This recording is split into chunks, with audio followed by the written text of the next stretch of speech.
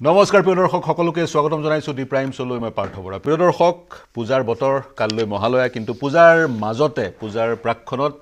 অসমৰ ৰাজনৈতিক আকাশ বতাহ গৰম হোৱা পৰিলক্ষিত হৈছে বা বিগত সময়ত গৰম হৈছিল। পূজাৰ পিছতে যিহেতু উপনিৰ্বাচন, অতি সম্প্ৰতি বহুকেইটা বিষয়ে শিৰোনাম দখল কৰিছে,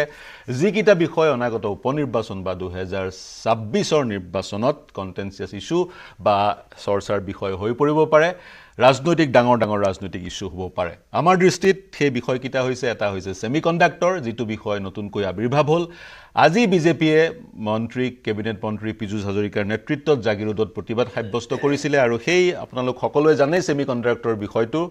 উৎপত্তিস্থল হৈছে কৰ্ণাটকৰ এগৰাকী মন্ত্ৰী খাৰ্গে পুত্ৰ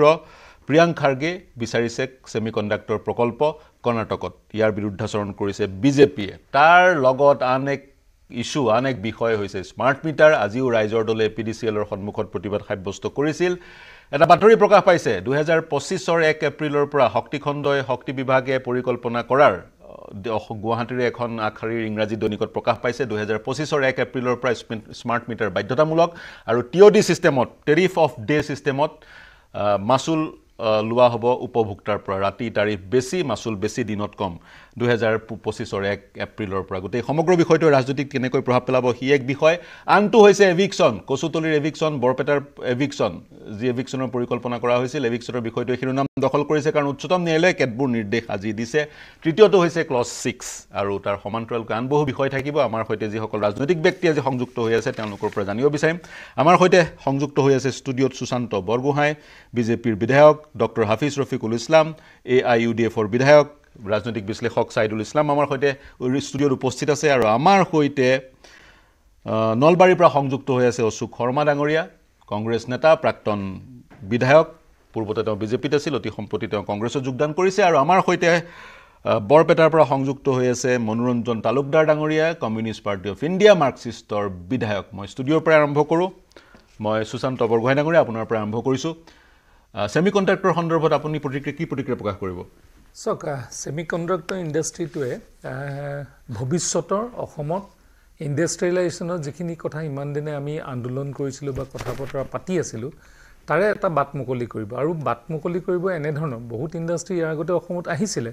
কিন্তু এইটো কেলেবাৰৰ ইণ্ডাষ্ট্ৰি অসমত কেতিয়াও অহা নাছিলে। বা এই যিটো সেমিকণ্ডাক্টৰ ইণ্ডাষ্ট্ৰি, এইটো হ'ল ফিউচাৰিষ্টিক ইণ্ডাষ্ট্ৰি। ভৱিষ্যতৰ 30-40 বছৰৰ কাৰণে এই সেমিকণ্ডাক্টৰ ইণ্ডাষ্ট্ৰিয়ে পৃথিৱীৰ ব্যৱসায়িক ক্ষেত্ৰত প্ৰভাৱ পেলাব। আৰু টাটাৰ যোগেদি যিহেতু অসমত আজি এই ইণ্ডাষ্ট্ৰিটো প্ৰতিষ্ঠিত হৈছে 25,000 কোটি ইণ্ডাষ্ট্ৰিৰ কথা অসমে কেতিয়াও ভাবিবই পৰা নাছিলে, কাৰণ পৰিৱেশ তেনেকুৱা ধৰণৰ নাছিলে। চৰকাৰৰ দিনত পৰিৱেশ ভাল হোৱাৰ বাবে হয়তো টাটাই এনেধৰণৰ ডাঙৰ ইণ্ডাষ্ট্ৰি অসমত লগাবলৈ সাহস কৰিছে, কাৰণ তাত ৰাজনৈতিক সদিচ্ছা লাগে। আৰু কেন্দ্ৰীয় চৰকাৰ আৰু অসমৰ চৰকাৰখন যিহেতু ভাৰতীয় জনতা পাৰ্টীৰ চৰকাৰ, সেইবাবে আজি এই ইণ্ডাষ্ট্ৰিটো অসমত সম্ভৱপৰ হৈছে। নন ইছ্যু আছিলে, কিন্তু প্ৰিয়াংক খাৰ্গে সেই মন্তব্যৰ পিছত সমগ্ৰ বিষয়টোত ৰাজনৈতিক পাকচক্ৰত সোমাই পৰিছে। গতিকে প্ৰিয়াংক খাৰ্গে মন্তব্যটোক আপুনি কিদৰে বিশ্লেষণ কৰে সংক্ষেপত, তাৰপিছত মই প্ৰতিক্ৰিয়া ল'ম কংগ্ৰেছৰ প্ৰতিনিধিগৰাকীৰ পৰা। চাওক, প্ৰিয়াংক খাৰ্গে আজি যিটো প্ৰক্ৰিয়া দিবলৈ বাধ্য হ'ল, ইয়াৰ কাৰণটোৱে হৈছে ৰাজনৈতিক অস্থিৰতা কৰ্ণাটকত চলি থকাৰ কাৰণে। কাৰণ কৰ্ণাটকৰ বেংগলোৰখন আমি জানো ই যে ছফ্টৱেৰ মানে টেকন' জেইণ্ট বুলি কয়, প্ৰায় পৃথিৱীৰ সকলোবিলাকৰ তাত আছে। কিন্তু সেইখিনি থকাৰ পিছতো আজি হয়তো ক'ৰবাত নহয় ক'ৰবাত অৰ্থনৈতিকভাৱে স্থবিৰ হৈ গৈছে। আজি অসমৰ এই ইণ্ডাষ্ট্ৰিটোলৈ চবৰে চকু, কেনেধৰণে অসমত আহিলে, কিয় আহিলে, এইখিনি কথা আজি কংগ্ৰেছ দলৰ এজন মন্ত্ৰী হিচাপে যি ধৰণৰ মন্তব্য কৈছে, মই ভাবোঁ এইটো দুৰ্ভাগ্যজনক। আৰু অসমৰ কংগ্ৰেছৰ নেতাসকলেও ইয়াৰ প্ৰতিক্ৰিয়া প্ৰকাশ কৰিব লাগিছিল, কাৰণ অসমখনটো সকলোৰে, অসমখনটো কংগ্ৰেছৰ যিসকল আজি নেতা ইয়াত ৰাজনীতি কৰিছে, বিজেপিৰ নেতা ৰাজনীতি কৰিছে, AUDFৰ ৰাজনীতি কৰিছে, AGP, সকলোৱে অসমৰ স্বাৰ্থ খাতিৰত সকলোৱে এনেধৰণৰ যিবিলাক ইণ্ডাষ্ট্ৰি আহিছে তাক লৈ অসমৰ স্বাৰ্থত সকলোৱে মাত মতা উচিত বুলি মই ভাবোঁ। মাত মতা উচিত বুলি আপুনি অনুভৱ কৰে। অশোক শৰ্মা ডাঙৰীয়া, আপোনাৰ ওচৰলৈ গৈছোঁ, আপুনি কিদৰে প্ৰতিক্ৰিয়া প্ৰকাশ কৰিব? প্ৰথম কথা, যদি সেমিকণ্ডাক্টৰৰ বিষয়টো আমি আৰম্ভণিতে উত্থাপন কৰোঁ, যিহেতু কৰ্ণাটকত ইমানবোৰ ইণ্ডাষ্ট্ৰি আছেই, কৰ্ণাটক IT হাব, গতিকে সম উন্নয়নৰ কাৰণে দেশৰ আন প্ৰান্ততো এনেধৰণৰ ইণ্ডাষ্ট্ৰি স্থাপন কৰাটো প্ৰয়োজন। তেনেস্থলত আপুনি কি মন্তব্য কৰে? বিজেপিৰ বিধায়কগৰাকীৰ যি মন্তব্য, সেই মন্তব্যৰ কি প্ৰতিক্ৰিয়া প্ৰকাশ কৰিব বিচাৰিব? অশোক শৰ্মা ডাঙৰীয়া। মই সুশান্ত বৰগোহাঁই ডাঙৰীয়াৰ বক্তব্যক প্ৰথমতে ধন্যবাদ জনাইছোঁ। তেখেতে এটা কথা ঠিকেই কৈছে যে অসমখন সকলোৰে ঠিক তেনেদৰে ভাৰতবৰ্ষখনো সকলোৰে আৰু আমি অসমত যেনেদৰে এইটো বিচাৰোঁ অন্য প্ৰদেশতো এইটো বিচৰাটো কোনো দখনীয় কথা নহয় গতিকে সেইটোক এটা ইস্যু লৈ আচলতে গোটেই প্ৰক্ৰিয়াটো ছেমি কণ্ডাক্টৰ হোৱাৰ কথাটো আমি অসমত স্থাপন হোৱাৰ কথাটো কংগ্ৰেছী বিৰোধিতা কৰা নাছিলোঁ হয় কৰ্ণাটকৰ মানুহে বিচাৰিছে সেইটো লৈ আমি বিশেষ ক'বলগীয়া নাই কিন্তু কথাটো এইটো যে আজি এনেকুৱা এটা বিৰূপ প্ৰতিক্ৰিয়া প্ৰকাশ কৰিছে এইটোৰে মোৰ সন্দেহ হৈছে এইটো কিজানি ইয়াত অসমত নহ'ব আৰু অসমত নহ'বৰ কাৰণেহে এই দোষটো আনৰ গাত দিয়াৰ বাবে বিজেপি আজি এনেদৰে কৈছে নাই নাই অশোক শৰ্মা ডাঙৰীয়া আপুনি কি ক'ব বিচাৰিছে ছেমিকণ্ডাক্টৰ প্ৰকল্প অসমত প্ৰতিষ্ঠা নহ'ব বুলি ক'ব বিচাৰিছে ইতিমধ্যে কিন্তু আপুনি জানে জাগিৰোডত পেপাৰ মিলৰ যি স্থান সেই স্থানত কাম আৰম্ভ হৈছে ধন আবণ্টন হৈছে ইত্যাদি ইত্যাদি নাই সকলো হৈছে ন যদিও হৈছে চৰকাৰী শাসকীয় পক্ষই আন্দোলন কৰিব লাগে নেকি বিৰোধী মন্ত্ৰী বিধায়কে বিৰোধ কৰিব লাগে নেকি ৰাস্তাত ওলাব লাগে নেকি সেই কথাটো আমি জানিছোঁ কিন্তু তেওঁলোকে এতিয়া কি কৰিছে ইয়াৰ অজুহাত দেখুৱাবলৈ কিজানি তেনেকুৱা কৰিছে মোৰ তেনেকুৱাই সন্দেহ হয় বুলি কৈছোঁ ইয়াৰ অজুহাত দেখুৱাবলৈ তেনেকুৱা ধৰণৰ বিৰোধী পক্ষই শাসক দলে তেনেকৈ প্ৰতিবাদ সাব্যস্ত কৰে বুলি আপুনি ভাবে অন্য প্ৰতিনিধিও আমাৰ আছে অশোক শৰ্মা ডাঙৰীয়া পুনৰ আপোনাৰ ওচৰলৈ যাম ষ্টুডিঅ'ত আছে ডক্টৰ হাফিজ ৰফিকুল ইছলাম ডাঙৰীয়া ছেমিকণ্ডাক্টৰ বিষয়টো আছেই উচ্ছেদৰ বিষয়টো কিছুদিন আগতে শিৰোনাম দখল কৰিছিল উচ্চতম ন্যায়ালয়ে উচ্ছেদ সন্দৰ্ভত কেতবোৰ নিৰ্দেশনা আজি দিছে অনাগত সময়ত জাজমেণ্টটো আহিব যি চাৰিটা বিষয় মই আৰম্ভণিতে উত্থাপন কৰিছিলোঁ সেই বিষয়সমূহৰ ভিতৰত উচ্ছেদৰ পৰা আপোনাৰ পৰা প্ৰতিক্ৰিয়া বিচাৰিম বা আন বিষয়টো যদি আপুনি প্ৰতিক্ৰিয়া প্ৰকাশ কৰিব বিচাৰে কি ক'ব পাৰ্থ ছেমিকণ্ডাক্টৰৰ বিষয়ে দুটামান কথা মই ক'ব বিচাৰিছোঁ হয় হয় মই ভাবোঁ এইটো এটা কোনো ইছ্যুৱে নহয় এইটো কাৰণ অসম ইমান ডাঙৰ এখন ৰাজ্য প্ৰায় 3.5 কোটি জনসংখ্যা থকাৰ পিছতো আমাৰ কোনো ইণ্ডাষ্ট্ৰী নাই 2-4টা ইণ্ডাষ্ট্ৰী আছিল সেইকেইটাও মৰিল শেষ হ'ল আপোনাৰ কাছাৰ কাগজ কল কওক বা এই আজি ছেমিকণ্ডাক্টৰ জাগিৰৰ য'ত হ'ব ইয়াতো ডাঙৰ আমাৰ এটা হেৰি আছিল ইণ্ডাষ্ট্ৰী আছিল নগাঁও কাগজ কল আছিল তাহানিতেই আমাৰ বঙাইগাঁও যোগীঘোপাতো শেষে হ'ল আৰু মানিকপুৰত আছিল ৰঙিয়াত আছিল কিবা কিবি যিকেইটামান ইণ্ডাষ্ট্ৰী আছিল চব নাই অসমত নাই গতিকে এনেস্থলত এটা ইণ্ডাষ্ট্ৰী হ'ব আৰু অসমত যিমান নিবনুৱা সমস্যা আপোনালোকে জানে 6-7 হাজাৰ থাৰ্ড গ্ৰেড ফ'ৰ্থ গ্ৰেডৰ কাৰণে 22 লাখ ল'ৰা ছোৱালী পৰীক্ষাত বহিছে মানে নিবনুৱা সমস্যাৰ কি হাহাকাৰ তাৰ মাজত এটা ইণ্ডাষ্ট্ৰী হ'ব 2-4-5 হাজাৰ ল'ৰা ছোৱালী এটা সুবিধা পাব গতিকে জাষ্ট ভূমি পূজনহে হৈছে টাটাই কৰিব এইটো চেণ্ট্ৰেল গভৰ্ণমেণ্টেও কোনো পইচা দিয়া নাই প্ৰাইভেট এটা ছেক্টৰে আহি তেখেতসকল কৰিছে গতিকে এইটো লৈ মই ভাবোঁ ইমান আৰু হুলস্থুল কৰাৰ এইটো ইছ্যু বনোৱাৰ ইয়াতকৈ ডাঙৰ ডাঙৰ বহুত ইছ্যু আছে নিবনুৱা ল'ৰা ছোৱালীক সংস্থাপনৰ এই চিন্তা বাৰ্তাবিলাক কৰিব লাগে বা ভূমিহীন মানুহ অঘৰী মানুহ লেণ্ডলেছ মানুহ কেনেকৈ তেখেতসকলক লেণ্ড দিব পৰা যায় আজি লাখ লাখ মানুহক যিবিলাক বেঘৰ কৰিছে মই ইয়াৰ লগত মিলাই দিছোঁ একেলগে আপোনালোক দেখিছে সেইসকল ভাৰতীয় সেইসকল অসমীয়া তেখেতসকলে হয়তো কোনোবা লেণ্ড নাই বা দুখীয়া মানুহ কোনোবা গভৰ্ণমেণ্ট লেণ্ডত বহিছে কোনোবা বেল্টত বহিছে কোনোবা কাষ্ট লেণ্ডত বহিছে কোনোবা PRFত বহিছে PRF আগত নাছিল সেইবিলাক মানে ৰেভিনিউ ভিলেজ আছিল হঠাৎ প্ৰস্তাৱ দি দিলে PRF বুলি ঠিক সেইবিলাক আদি কি কৰিছে তেনেকুৱা লাখ লাখ মানুহক টাৰ্গেট কৰি কিছু মানুহক উচ্ছেদ কৰা হৈ আছে কিছু মানুহ এতিয়াও টাৰ্গেটেড হৈ আছে এই মানুহখিনিৰ সংস্থাপনৰ চিন্তা কৰা কেবিনেটত যদি তেনেকুৱা কোনো চিন্তা কৰিলেহেঁতেন মন্ত্ৰীসকল আজি ৰাস্তাত নামিছে সেই নানামি ভূমিহীন মানুহ যিসকল হওক সকলো জাতি জনগোষ্ঠীৰে ভূমিহীন মানুহ আছে হয় হয়তো বুঢ়াগোহাঁই ডাঙৰীয়া ক'ব যে আমি বসুন্ধৰা আণ্ডাৰত মাটি দি আছোঁ হয় দিছে যিমানখিনি দিছে ঠিকে আছে সেইখিনিক আমি বেয়াকৈ কোৱা নাই এতিয়াও বহুত লাখ লাখ মানুহ অসমত কিন্তু ভূমিহীন মানুহ আছে অগৰী মানুহ আছে সেইবিলাক সেই ইছ্যু অসমত হ'ব লাগে মই নাভাবোঁ যে এই এনেকুৱা গৈ সাধাৰণ মানুহ ৰাস্তাত আপুনি উচ্ছেদৰ প্ৰসংগটো উল্লেখ কৰিছে উচ্চতম ন্যায়ালয়ে ষ্টে দিছে বৰপেটাৰ উচ্ছেদ আৰু কচুতলিৰ উচ্ছেদত ষ্টে অৰ্ডাৰ দিছে আৰু তেওঁলোকে এক গাইডলাইনছ আনিব অনাগত সময়ত উচ্চতম ন্যায়ালয়ৰ খণ্ড বিচাৰপীঠ জাষ্টিছ গাবাই আৰু জাষ্টিছ বিশ্বনাথনৰ বিচাৰপীঠে গাইডলাইনছ আনিব নহয় জানো আপুনি ক'ব বিচাৰিছে যি উচ্ছেদ হ'ল কচুতলিত বা বৰপেটাত উচ্ছেদ চাব অমানৱীয় উচ্ছেদ আৰু নীতি বহিৰ্ভূতভাৱে উচ্ছেদ আইন কানুন ভাঙি মানে অমান্য কৰি উচ্ছেদ গুৱাহাটী হাইকোৰ্টৰ আপোনাৰ এটা জাজমেণ্ট আছে যে আপুনি যদি কোনো গভৰ্ণমেণ্ট লেণ্ডত খাছ লেণ্ডত ক'ৰবাত যদি আছে মানুহ এজনক কমচে কম 15 দিন আগত আপুনি সেইজনক নটিচ দিব লাগিব কোনো ধৰণৰ নটিচ এটা 15 দিন আগত দিয়া হোৱা নাই মানুহক আচ্ছা আকৌ মানুহ যেতিয়া খাস ল্যান্ডৰ মানুহ যদি আপুনি চৰকাৰী মাটিত উচ্ছেদ কৰিব যায় 15 দিন আগত সেইজনক নোটিছ দি তেখেতক জনাব লাগিব তেনে ধৰণৰ কোনো ধৰণৰ নোটিছ দিয়া হোৱা নাই দ্বিতীয়তে ইয়াতে আপোনাৰ মেডি মাটিতো কিছুমান মানুহ বসবাস কৰি আছে হেসকল কোৰ্টত গৈছিল কোৰ্টে আকৌ ক'লে যে 30 তাৰিখ গৈ উচ্ছেদ কৰিব নোৱাৰিব কিন্তু 30 তাৰিখৰ আগত গৈ আকৌ উচ্ছেদ কৰি দিলে এনেকুৱা বহুত গাইডলাইন ভায়োলেট কৰি তাতে উচ্ছেদ হৈছে ল'ৰা ছোৱালী আপোনালোকে দেখিছে স্কুলত ওলাই গৈছে সন্ধিয়াৰ সময় ঘৰ আহিব পৰা নাই ওচৰৰ গাঁৱত যাই জাগা ল'ব লগা হৈছে পৰীক্ষাৰ সময় পইণ্টটো ললো হয় আপুনি ক'ব বিচাৰিছে কিন্তু তাত এটা সুপ্ৰিম কোৰ্টে বিভিন্ন মন্তব্য কৰিছে সুপ্ৰিম কোৰ্টৰ সমগ্ৰ গোচৰটো পৃথক আছিল সুপ্ৰিম কোৰ্টৰ গোচৰটো আছিল অভিযুক্তৰ দোষী সাব্যস্ত হোৱা লোকৰ যদি ঘৰ ভঙা হয় সেয়া কিমান যুক্তিসংগত সুপ্ৰিম কোৰ্টে সেয়া যুক্তিসংগত নহয় বুলি কৈছে তাৰ মাজত কিন্তু অসমৰ বিষয়টো সোমাই গৈছে মই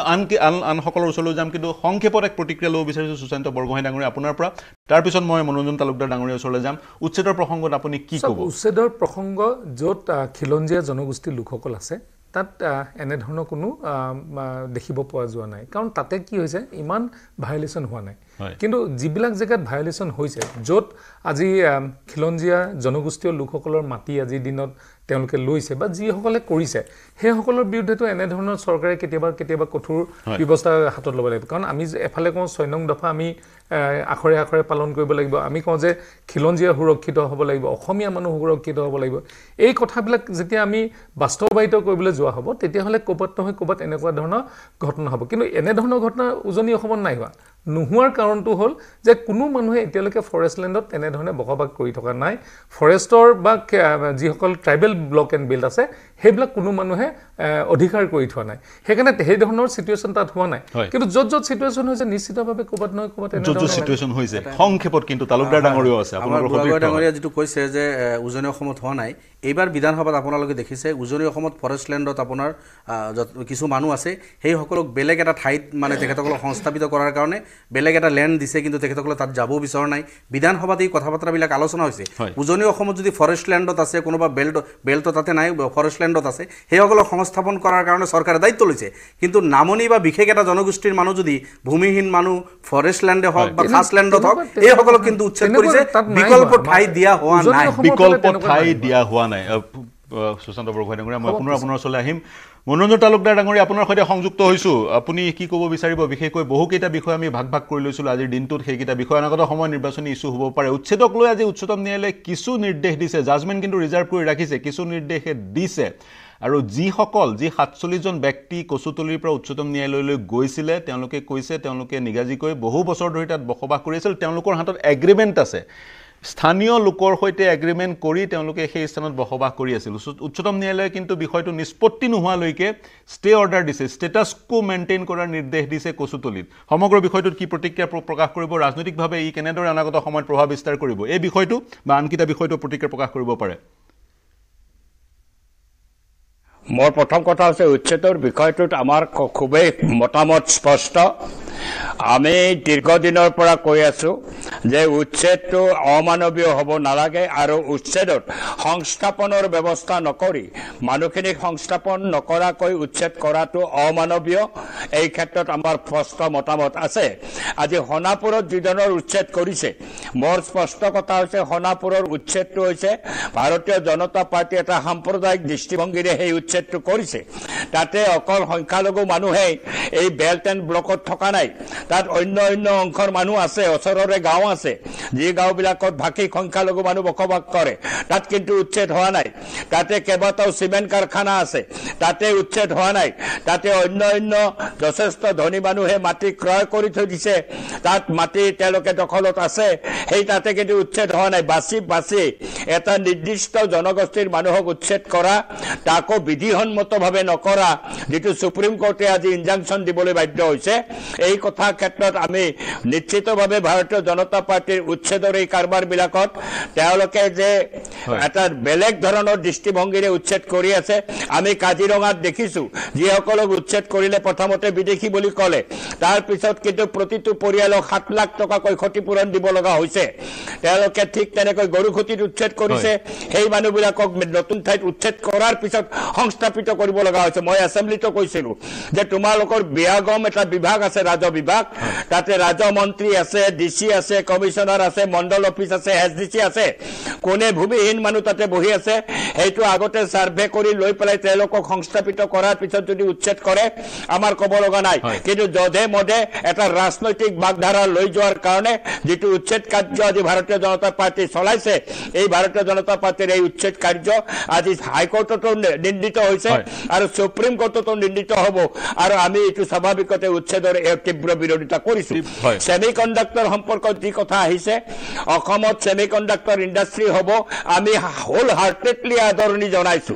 অসমৰ দৰে এখন ৰাজ্যত কোনো বৃহৎ উদ্যোগ নাই যিকেইটা মজলীয়া উদ্যোগ আছিল হিয়ত বন্ধ হৈ গ'ল এটা সেমিকণ্ডাক্টৰৰ দৰে এটা বৃহৎ উদ্যোগ হ'ব এইটো আমাৰ কাৰণে আনন্দৰ বিষয় কিন্তু কৰবাত কোনোবা এজনে কিবা এটা ক'লে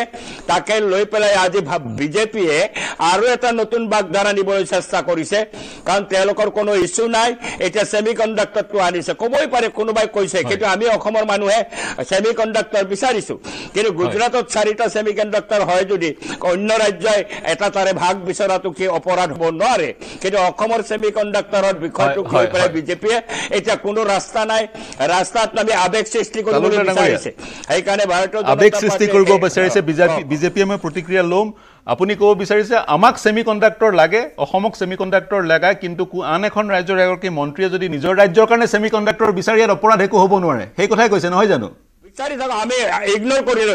কৰিলে হ'ল আমি ইগনোৰ কৰিলে হ'ল আমাক কিন্তু সেমিকণ্ডাক্টৰ লাগিব অসমৰ সেমিকণ্ডাক্টৰটোৰ কাৰণে তেওঁ প্ৰতিক্ৰিয়া প্ৰকাশ কৰিছে তালুকদাৰ ডাঙৰীয়া সুশান্ত বৰগোহাঁই ডাঙৰীয়া প্ৰিয়াংক খাৰ্গে অসমৰ সেমিকণ্ডাক্টৰটোক লৈ প্ৰতিক্ৰিয়া কৰিছে তেওঁ নিজৰ ভাগত নোপোৱাটোক লৈ কোৱা নাই মই মোৰ তাত ৰাস্তা নোহোৱাৰ কাৰণে মই প্ৰতিক্ৰিয়া কৰা নাই আপুনি কিয় ৰাস্তা পাইছে হেতুহে প্ৰতিক্ৰিয়া কৈছে সুশান্ত ন প্ৰতিক্ৰিয়াটো আপুনি বুজি লওক সুশান্ত বৰগোহাঁই ডিস্টাৰ্ব নকৰিব তেওঁ গুজৰাটত 4টা সেমিকণ্ডাক্টৰৰ কথা কৈছে 4টা সেমিকণ্ডাক্টৰ গুজৰাটত হৈছে সেইটোও কৈছে আমি ইমান তাকে সেনসিটিভ হ'ব লগা কথা নাই আমাৰ সেমিকণ্ডাক্টৰ লাগিব সেমিকণ্ডাক্টৰ ইণ্ডাষ্ট্ৰী সেনসিটিভ নোহোৱাৰ কাৰণেতো আজিৰ দিনত এই পৰিৱেশ হৈছে আপোনালোকে জধে মধে মানুহ সেই সময়তে জংগলে টংগলে সোমোৱাৰ কাৰণেতো কমিউনিষ্ট মুভমেণ্টত আজি এইখিনি অৱস্থা হৈছে একেবাৰে কমিউনিষ্ট মুভমেণ্টৰ দুখৰ কাৰণে আজি অসমে বহুখিনি নাযাব আপোনালোকৰ কমিউনিষ্টৰ মুভমেণ্টৰ কাৰণে শিৱসাগৰৰ এখিনি মানুহে এতিয়াও ফল ভুগি আছে আজিৰ দিনত আপোনালোকৰ এই ধৰণৰ কাৰ্য মই কৈছো যে আপোনালোকৰ কমিউনিষ্টৰ সেই সময়ৰ মুভমেণ্টৰ কাৰণে জোৰ জবস্তি মানুহক সেই সময়ত জংগলত পহুৱাৰ কাৰণে সেই সময়ত ফৰেষ্ট লেণ্ডবিলাক অকুপাইড কৰাৰ কাৰণে সেই সময়ত গুণ্ডা বাহিনীৰ কৰাৰ কাৰণে আজি অসমে ভোগ কৰি আছে শুনক সুশান্ত বৰগোহাঁই আপুনি কংগ্ৰেছত আছিল আপোনালোকৰ কংগ্ৰেছ জামানাতে মানুহক গৃহহীন হৈছে গৰাখহনীয়াত গৃহহীন হৈছে আপোনালোকে ৰক্ষা কৰিব নোৱাৰিলে কংগ্ৰেছে ৰক্ষা কৰিব নোৱাৰিলে হেতুতে আপুনি ক'ব বিচাৰিছে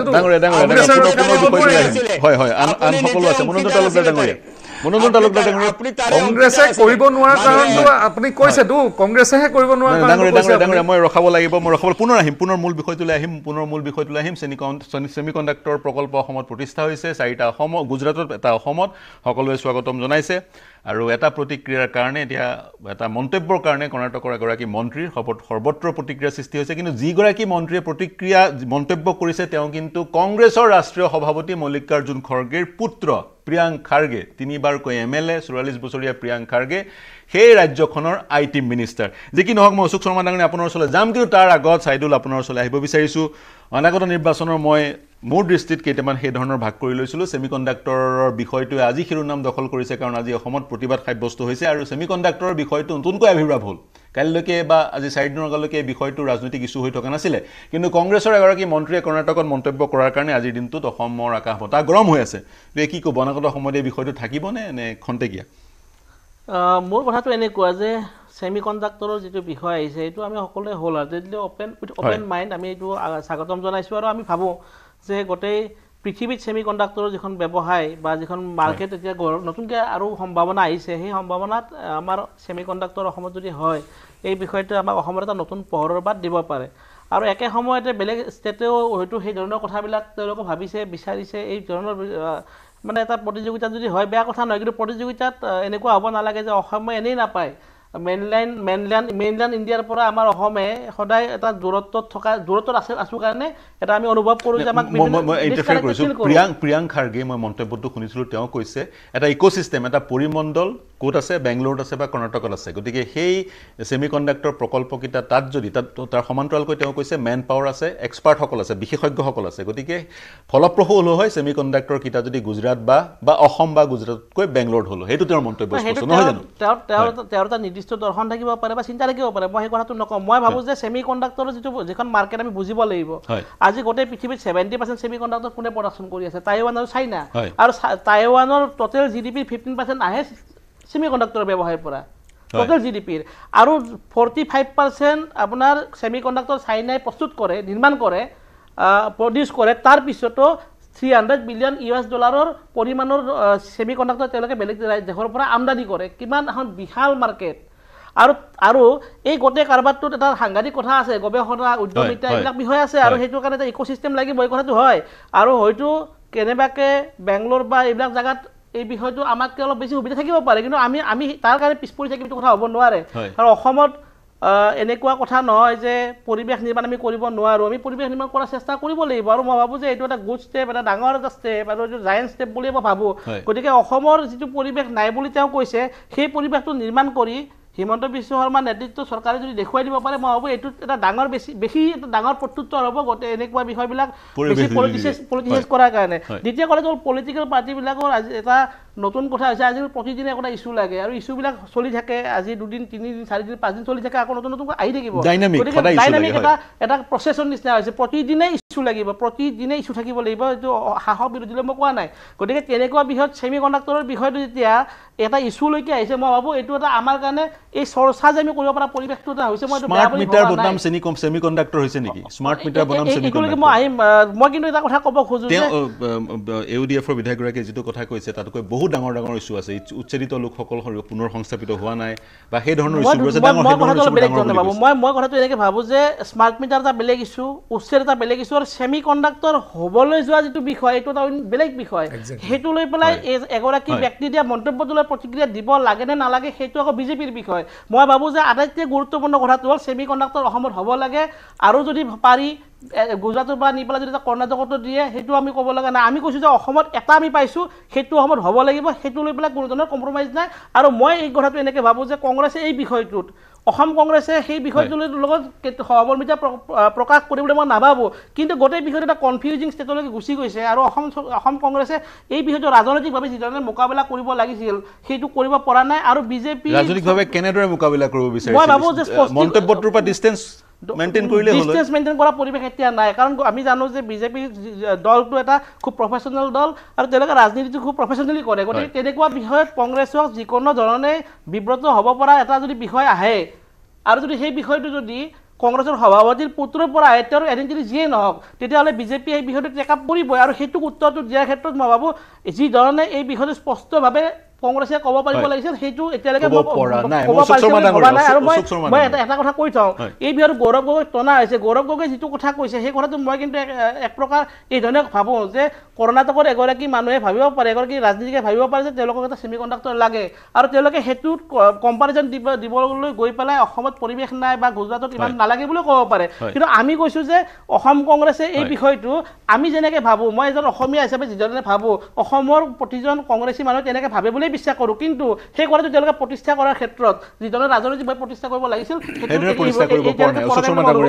যদিও বা তেওঁ কংগ্ৰেছলৈ অহা বেছি দিন হোৱা নাই শৰ্মা ডাঙৰীয়া এই বিষয়টোত আপোনালোকে যি ধৰণৰ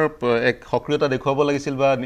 যি ধৰণে মন্তব্যসমূহ কৰিব লাগিছিল কৰিব পৰা নাই আপোনাৰ পৰা প্ৰতিক্ৰিয়া ল'ম চাইদুলৰ মন্তব্য তাৰ সমান্তৰালকৈ আপুনি এক প্ৰতিক্ৰিয়া দিব বিচাৰিছিলে এটা হাতটো দাঙিছিলে কি ক'ব বিচাৰিছিলে আপুনি সুশান্ত বৰ্মাৰ মন্তব্যৰ প্ৰতিক্ৰিয়া ক'ব বিচাৰিছিলোঁ যে তেখেতে কৈছিল যে খিলঞ্জীয়া মানুহক ক'তো উচ্ছেদ কৰা নাই শিলহক তেনেহ'লে শিলহকত যিটো উচ্ছেদ হৈছিল সেইটো খিলঞ্জীয়াৰ ওপৰত হোৱা নাছিল নেকি দ্বিতীয়তে এই যিটো মই কৈছিলোঁ যে ছেমি কণ্ডাক্টৰৰ বিষয়টো এইটো কোনোবা ৰাজ্যৰ যিহেতু তেওঁ সেইখন ৰাজ্যৰ IT চেলৰ মন্ত্ৰী গতিকে তেওঁ ক'ব পাৰে আমাৰ অসমৰ পৰাতো ইয়াত কোনো বিৰোধ কৰা নাই গতিকে এইটো এটা সাধাৰণ কথাকে আজি বিজেপিয়ে যেনেদৰে মন্ত্ৰী বিধায়ক ৰাজপথলৈ ওলাই আহি এটা আন্দোলনৰ কাৰ্যসূচী লৈছে এইটো হাস্যকৰ মই সেইকাৰণে কৈছোঁ যে আমি কংগ্ৰেছে যদি অসম কংগ্ৰেছে যদি বিৰোধিতা কৰিলেহেঁতেন তেতিয়া তেওঁলোকে আন্দোলন কৰক ৰাজপথলৈ ওলাই আহক তেনেহ'লে আমাৰ ক'ব লগা নাছিল কিন্তু অন্য এখন ৰাজ্যৰ এগৰাকী সেই বিভাগৰ মন্ত্ৰীয়ে তাত কোৱাটোত এটা অসমত সাহসীয় দলে আন্দোলনৰ কাৰ্যসূচী লৈ ৰাজপথলৈ ওলাই আহিব এইটো আচলতে বিষয়টোক অন্য দিশলৈ লৈ যোৱাৰহে এটা নিদৰ্শন হিচাপে মই ভাবিছোঁ আৰু যেহেতু শৰ্মা ডাঙৰীয়া অসমৰ মুখ্যমন্ত্ৰীগৰাকীৰ ভাষ্য অসমৰ মুখ্যমন্ত্ৰীগৰাকীয়ে শৰ্মা ডাঙৰীয়া অসমৰ মুখ্যমন্ত্ৰীগৰাকীয়ে কৈছে যদিহে মন্তব্য কোনোবা বিজেপিৰ মন্ত্ৰীৰ পৰা আহিল হয় তেতিয়া কংগ্ৰেছে স্বাভাৱিকতে প্ৰতিক্ৰিয়া প্ৰকাশ কৰিলে হয় বা তেনেধৰণৰ আন্দোলনমুখৰ পৰিৱেশৰ সৃষ্টি কৰিলে হয় কিন্তু এতিয়া কংগ্ৰেছৰ মন্ত্ৰীগৰাকী এনেধৰণৰ মন্তব্য কৰিছে সেই মন্তব্য আপোনালোকে গুৰুত্বহীন বুলি ভাবিছে আৰু সেই মন্তব্য কংগ্ৰেছৰ মন্ত্ৰীগৰাকী যিগৰাকীয়ে মন্তব্য কৰিছে তেওঁ মল্লিকাৰ্জুন খৰগে পুত্ৰ মুখ্যমন্ত্ৰীয়ে সদায় সেইটো বুজি পাইছোঁ কিন্তু হ'লেও তেওঁ এখন ৰাজ্যৰ এগৰাকী সেই বিভাগটোৰ মন্ত্ৰী গতিকে সেই কথাটোৰ ওপৰত আমাৰ অসমৰ এই ছেমি কণ্ডাক্টৰ যিটো ইণ্ডাষ্ট্ৰি হ'বলৈ গৈ আছে সেইটোৰ ওপৰত এইটো কথা নাই অসমীয়া মানুহে বা অসমৰ কোনো কংগ্ৰেছে এইটোৰ বিৰোধিতা কৰা নাছিল কিন্তু তেওঁলোকে ইছ্যুটো ডাইভাৰ্ট কৰাৰ কাৰণে মানে আপুনি কোৱাতে স্মাৰ্ট মিটাৰৰ যিটো ইছ্যু আজি সমগ্ৰ অসমত চলি আছে এই ইছ্যুটোক ডাইভাৰ্ট কৰাৰ কাৰণেহে আচলতে মুখ্যমন্ত্ৰীয়ে এই দিশলৈ লৈ যোৱা বুলি আমাৰ ধাৰণা হৈছে কাৰণ প্ৰতিটো কথাতে মুখ্যমন্ত্ৰীয়ে তেওঁৰ নিজৰ বিষয়টো লুকাই ৰখাৰ বাবে বা আনক দুখ দিয়াৰ বাবে এইবিলাক বিষয় উলিয়াই থাকে গতিকে এই কথাটোতকৈ অসমত এতিয়াও বহু ডাঙৰ ডাঙৰ ইছ্যু আছে আৰু যে অলপতে আমাৰ উচ্ছেদৰ কথাটো আহিল আপুনি যদি চাই উচ্ছেদ অভিযান আৰম্ভ কৰি তেওঁ সমগ্ৰ দেশত তেওঁৰ নামটো বিয়পাব খোজে অৰ্থাৎ মাইনৰিটিৰ এগেইনষ্টত তেওঁ উচ্ছেদ আৰম্ভ কৰিছে এইটো তেওঁ খবৰ হিচাপে সমগ্ৰ দেশত তেওঁ এটা মাইলেজ পাব বিচাৰে কিন্তু তাত আমাৰ কৈছে যে উচ্চতম ন্যায়ালয় বা উচ্চ ন্যায়ালয়ে এই উচ্ছেদিত ব্যক্তিসকলক ক্ষতিপূৰণ দিব দিছে যে এটা দুখীয়া পৰিয়ালক মাটিৰ পৰা উচ্ছেদ কৰি যদি 7 লাখ টকা 10 লাখ টকা ক্ষতিপূৰণ দিব লগা হয় এইটোত অসমৰ কিবা লাভ হৈছে নেকি সেই কথাটো মই আপোনালোকৰ জৰিয়তে তেওঁলোকলৈ সুধিছোঁ যে উচ্ছেদ কৰি যদি 7-8 লাখ টকা বা 10 লাখ টকা সেই পৰিয়ালটোক দিব লগা হয় তেনে লাভ কাৰ হ'ল গতিকে এই বিষয়টো এটা চাব লগা বিষয়টো জটিল কাৰণ বিষয়টো জটিল ট্ৰাইবেল বেল্ট এণ্ড ব্লক অসমত 1950 চনৰ পৰা আছে তাৰ সেই ট্ৰাইবেল বেল্ট এণ্ড ব্লকত বাহিৰৰ লোক যি ধৰ্মৰে হওক বাহিৰৰ লোক বসবাস কৰিছিল যিটো অবৈধ গতিকে সেইসকলক উচ্ছেদিত কৰাটো ৰাজ্য চৰকাৰৰ এখতিয়াৰৰ বস্তু কিন্তু তাত উচ্চতম ন্যায়ালয়ৰ বহু নিৰ্দেশাৱলী বা পৰামৰ্শ তেওঁলোকে দি থৈছে বা অনাগত সময়টো দিব গতিকে উচ্চতৰ বিষয়টোৱে শিৰোনাম দখল কৰাৰ কাৰণে পাতিলোঁ মই সুশান্ত বৰগোহাঁই ডাঙৰীয়া পুনৰ আপোনাৰ ওচৰলৈ আহিব বিচাৰিছোঁ ছেমি কণ্ডাক্টৰ বনাম স্মাৰ্ট মিটাৰৰ প্ৰসংগটো উল্লেখ হৈছে আৰু স্মাৰ্ট মিটাৰ সন্দৰ্ভত বিৰোধী সৰব হোৱা পৰিলক্ষিত হৈছে বাতৰিকাকতত প্ৰকাশ পাইছে 2024-25 এপ্ৰিল তাৰিখৰ পৰা স্মাৰ্ট মিটাৰ বাধ্যতামূলক হ'ব আৰু তাৰ সমান্তৰালকৈ প্ৰকাশ পাইছে সেই 2025 এপ্ৰিলৰ পৰা টাৰিফ অফ ডে TOD স্কিমত অসমৰ উপভোক্তাৰ পৰা মাচুল ল'ব অৰ্থাৎ নিশাৰ সময়ত অধিক মাচুল দিনৰ সময়ত কম মাচুল কি প্ৰতিক্ৰিয়া প্ৰকাশ কৰিব গোটেই বস্তুটো আপোনালোকে চাওক গুৱাহাটীত যেতিয়া স্মাৰ্ট মিটাৰৰ প্ৰৱৰ্তন কৰিছিল আজিৰ পৰা 7 বছৰ আগত তেতিয়াও যথেষ্টখিনি সেই সময়ত ৰিপাৰকেশ্যন দেখা পোৱা digital meter smart meter digital meter আৰু স্মাৰ্ট মিটাৰ কৰিছিলে প্ৰিপেইড মিটাৰ সেই সময়তো প্ৰতিক্ৰিয়া কৰিছিলে কিন্তু লাহে লাহে তেওঁলোকে যেতিয়া দেখিলে যে সেই সময়ৰ পৰা আজিৰ সময়লৈকে অসমত সকলোতে যেতিয়া বিৰূপ প্ৰতিক্ৰিয়া হৈছে এইটো এটা ৰাজনৈতিক দলে কৰা প্ৰতিক্ৰিয়া প্ৰথম অৱস্থাৰ পৰা আপোনালোকে চাব যে প্ৰতিক্ৰিয়া কোনোবাই নেতৃত্ব লৈছে কোনোবা ৰাইজে নিজে ওলাই আহি কৰা নাই ক'ৰবাত হয়তো কোনোবা এটা দলৰ নেতাই গৈ উচতনি দি কৰিছে কোনোবা এটা জেগাত বেলেগ এটা দলৰে গৈ উচতনি দিছে বহুতে এতিয়া মিটাৰবিলাকক লৈ পেলাই নিজৰ কোনো পৰ্যালোচনা নাই বহুতে কৈছে কম হৈছে কিছু ক্ষেত্ৰত বাঢ়িছেও যিবিলাক মানুহৰ বেলেঞ্চ আছিলে আগত এটা প্ৰতিক্ৰিয়া ক্ৰিয়া প্ৰতিক্ৰিয়া আছে কিন্তু মই কৈছোঁ যে যিখিনি যেনেধৰণে পৰ্যালোচনা কৰিব লাগিছে সেইটো ৰাজনৈতিক মুনাফা আদায় কৰিবৰ কাৰণে কংগ্ৰেছ দলেই হওক বা যিকোনো মানুহে আজি যেতিয়া তেওঁলোকে হেৰি কৰিছে প্ৰতিক্ৰিয়াৰ কাৰণে যেতিয়া APDSL অফিচৰ আগত কৰিছে তাত তেওঁলোকে একো কৰি কৰা নাই কিন্তু তেওঁলোকে কেতিয়াও বুজাব পৰা নাই মানুহখিনিক যে এইটো এটা ভালো হৈছে বা ক'ৰবাত যদি তেওঁলোকৰ টেৰিফটো বেছি হৈছে বেছিটো কম কৰিব লাগে বুলি চৰকাৰক ক'ব লাগে যে হয় ক'ৰবাত ইউনিটটো বেছি হৈছে ইউনিটটো কমাই দিলে যাতে দুখীয়া মানুহ সকাহ হয় সেইটো ব্যৱস্থাৰ পৰা গৈ পেলাই মিটাৰটো পিছত লাগি আছেগৈ মিটাৰটো পিছত লাগি থকাৰ লগে লগে অৰ্থনৈতিক এটা যথেষ্ট প্ৰভাৱ পৰিব মই এতিয়াও মানিছোঁ যে কিছু ক্ষেত্ৰত কিছু মানুহৰ মানুহৰ মিটাৰৰ পইচা যেনে ধৰণে আগতকৈ আছিলে কিছু ক্ষেত্ৰত 100-150 টকা কিছুমানৰ বেছি হৈছে কিন্তু বহুতৰ ক্ষেত্ৰত কমকেও হৈছেগৈ বহুত মানুহে কমকৈ হোৱা বুলিও কৈছে সেইকাৰণে এতিয়া কথাটো হ'ল যে চৰকাৰখনে যদি তাৰিফটো ৰেটটো যদি পাৰ ইউনিট কমাই দিয়ে তেতিয়া বহুত ক্ষেত্ৰত হকা হ'ব আপুনি ক'ব বিচাৰিছে আন্দোলনটো তাৰিখ কমাবলৈ হ'ব লাগিছিল এক্স্যাক্টলি মেচিনটোক লৈ পেলাই আৰু উচতনি দি মেচিনটোৰ লগত লাগি যায় মোৰ তাতে এবাৰ মাজতে এখন গাৰু গাঁও আছে সেই সংখ্যক মানুহে সবেই উভতাই দিলে মানুহ এজন গ'ল মানুহজনে উচতনি লৈ পিছদিনাখন যেতিয়া তেওঁলোকক ক'লে যে মিটাৰ যদি নালাগে তেওঁলোকে আকৌ গৈ পিছদিনাখন কৈছে নহয় আমাকতো লগাই দিয়ক এই মানুহগৰাকী উচতনিতে গৈ কৰিলোগে এই ধৰণৰ যিবিলাক কাণ্ড কাৰখানা কংগ্ৰেছ দলটোৱে কৰি আছে বা অন্য বহুত ৰাজনৈতিক দলেও কৰি আছে এটোৱে আমাৰ অসমৰ জনমানসত কৰিবলগীয়া কামতো বহুতখিনি বাধা সৃষ্টি কৰিছে স্বতঃস্ফূৰ্ত প্ৰতিবাদ নহয় ৰাইজে কৰা নাই ৰাইজৰ মনত এটা খুব আছে বহুতে চাইছে বেছি হৈছে নেকি কম হৈছে নেকি গৰম দিনৰ কথা লৈ কিন্তু তাতে হাত উজান দিছে ৰাজনৈতিক দলে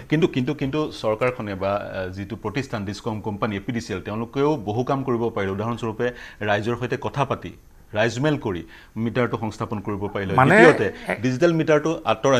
নতৰুৱাকৈ